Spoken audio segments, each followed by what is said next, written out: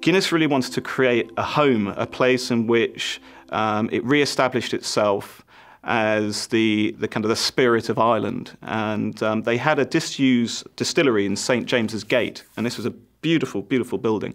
And that was going to be the space that we were going to create, this kind of a home of Guinness, the spirit, the soul of Guinness.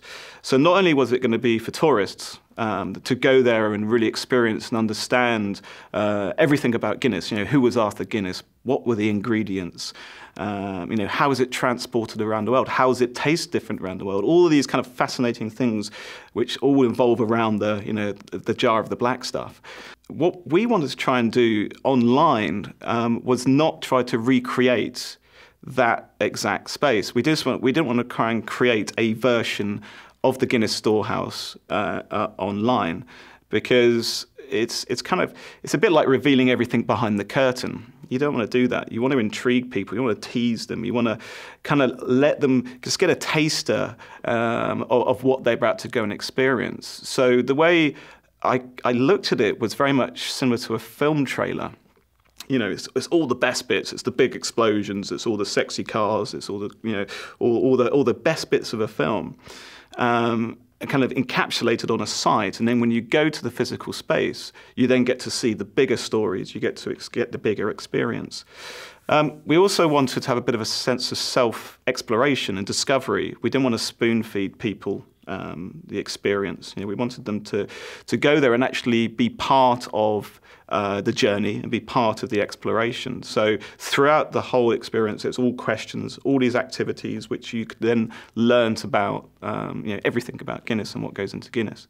The fun, juicy bit was the explore section, and this is where we wanted the audiences to come into the space and actually take a journey as if they were taking a journey through the actual physical storehouse. So in the physical storehouse, there's a giant waterfall, which all talks about ingredients. The ingredients majority is water, which is taken from the Liffey River, which runs right next door to the actual brewery. So we actually created took that as a metaphor and created like a word ingredients waterfall within the space online. And then you could go to another section, which is cooperage, which is all about the barrel. And everyone thinks, well, who cares about the barrel? A barrel's a barrel. But it wasn't. Guinness always used the same kind of barrels and the same technology, and they still use it today because that's what makes the flavour.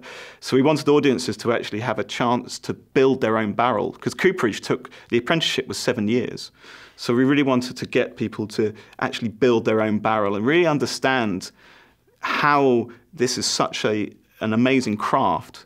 We also wanted to give a sense of people, community. Guinness is all about community. It's all about sharing a story and a conversation over a pint of Guinness in the pub.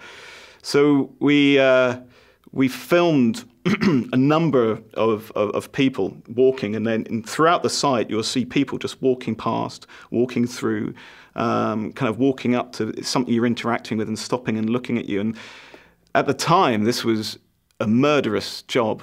It was endless cropping, cutting, every single frame.